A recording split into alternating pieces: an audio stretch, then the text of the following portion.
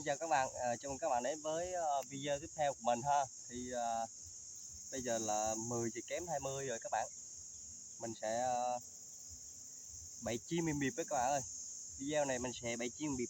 Thì chim ở phía sau hàng cây này nó sẽ lao đến vị trí này, mình sẽ setup và mình đặt chim ở đây các bạn ha.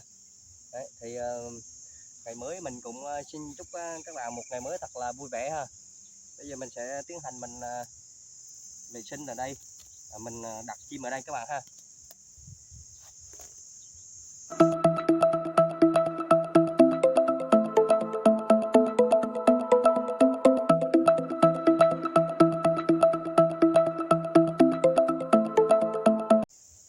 Ok, mình mới setup xong rồi, bắt đầu bây giờ mình sẽ kiếm mấy cái lá cây, mình đẩy cái loa Bluetooth lại các bạn ha. Mình đi kiếm lá, đồ cỏ là được, lấy cỏ là tức tụ lên cũng được, không sao.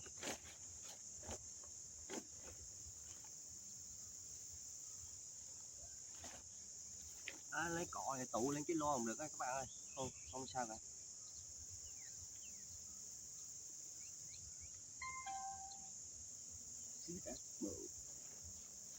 Ok các bạn ha, bây giờ mình sẽ núp vào một cái bụi cây nào đó để mình chờ chim đến các bạn ha.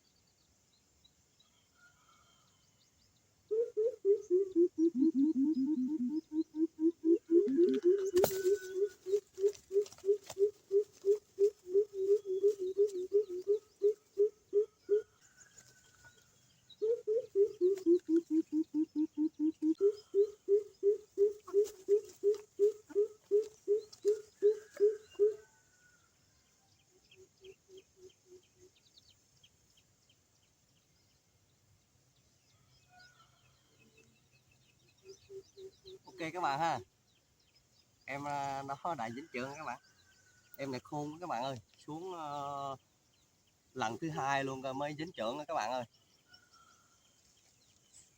quá trời khôn luôn.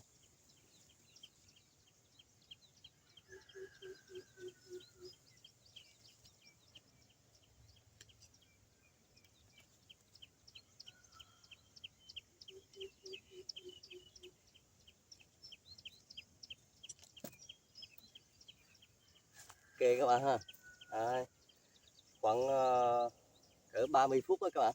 Rồi, 30 phút thì cuối cùng em nó đã dính chưởng các bạn. Ok các bạn ha, thì, mình mới bẫy dính được con chim bì miệp các bạn. Đấy, quá tuyệt vời luôn. Thì bây giờ cũng trưa các bạn ơi, 10 giờ 15 rồi. Giờ chắc mình cũng về thôi các bạn ơi. Bây giờ mình cũng xin kết thúc video tại đây. Nếu các bạn thấy hay thì cho mình xin một like, một subscribe, đăng ký kênh để cũng như là nhấn chuông các bạn ha, để nhận được những video tiếp theo. Mình có những cái động lực để càng ngày kênh càng phát triển và ra những video hay cho các bạn xem. Ok, bây thì giờ thì mình cũng xin chào và hẹn gặp lại các bạn ở những video lần sau.